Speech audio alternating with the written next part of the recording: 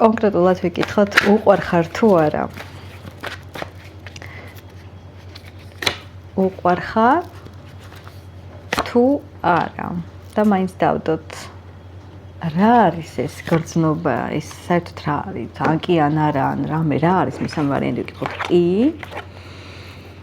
არა თუ რა. მე მაინც ვიტყოდი, ნახე, რო შევაფასოთ ახლა პასუხი კი 100-დან 70% შემიძლია ვთქვა კი. არც არა არ შემიძლია ვარიანტზე ვთქვა, მაგრამ არც კი არ შემიძლია ვთქვა. აი სულ ცოტა დარჩა რომ დააფინიშოთ ეს ყველაფერი, დააგვირგვინოთ ეს ყველაფერი დადებითად. ამიტომ მე ვიტყოდი ძალიან კარგია, მივდივართ სიყვარულისკენ და მისთვის სერიოზულია ეს გრძნობა. ამაზე სერიოზულად ფიქრობ და შესაძლებელია აქ დაგვირგვინდეს ნამდვილად სიყვარული, რომელიც რა თქმა უნდა არის თქვენზე დამოკიდებული, თქვენ სიბრძნეზე, ჭკუაზე, რა თქმა უნდა სიბრძნე ჭკუა, მოთმინება და გამძლეობა.